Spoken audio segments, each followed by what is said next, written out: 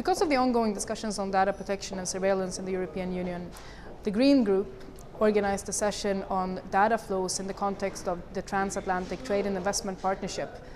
I had the opportunity to chair one of the panels, which dealt specifically with the ongoing investigations and how they will impact data protection in the European Union.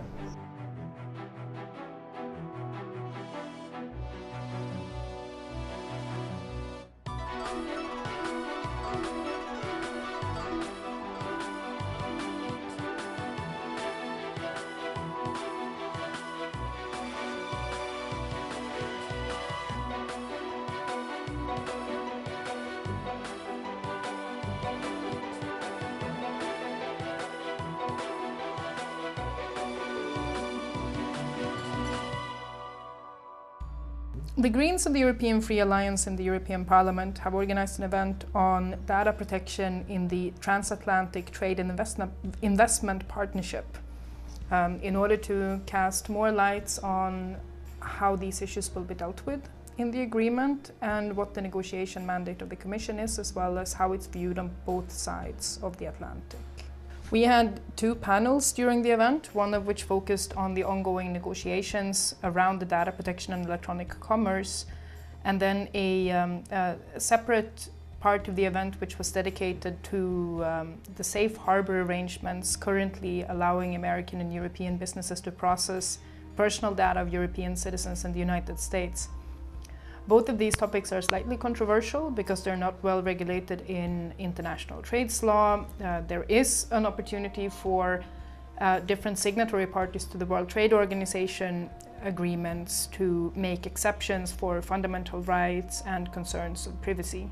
There's been strong calls from the European Parliament to cancel the safe harbor agreements, which have been implicated as violating European industrial rights and also the citizens' rights, of course, of European citizens. And we're very concerned that some of the data being transferred to the other side of the Atlantic might in fact be used for industrial espionage, as has been revealed partially through the SWIFT discussions. We had the fortune of being joined by a European Commission representative, more specifically the person in charge of the electronic commerce chapter. This is an area where the European Union largely, in my view, lacks a strategy of its own.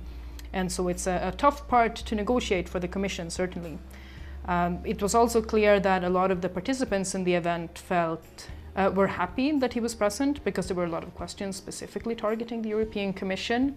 And I think partially in the defense of the European Commission, the Americans are really ramping up secrecy around the negotiations. And so that is a problem for the Commission, which presently finds itself incapable even of sharing relevant documents with member states, which is of high concern to them because it means the Commission gets even more squeezed between national delegations and their negotiation partner than they would normally be. It's difficult to say where the TTIP discussions are going at this time. There's large differences between the European Union and the United States. Different member states benefit equally much from trade relationships with the United States. Previously in negotiations, it's been difficult for the European Commission to keep track of the member states, and it's not entirely unheard of that individual member states will backstab Commission negotiators in the proceedings to ensure that they get an advantage where other member states do not. And so especially with the United States, where many of the member states already have very close bilateral relationships with the United States, I could see how that would be an additional problem, especially if the European Commission is not allowed to be open with the member states about the ongoing proceedings. And so there's something that just smells bad about the way that the Americans are handling this. And I think that we can look forward to long discussions about what will be the appropriate way of concluding this trade arrangement.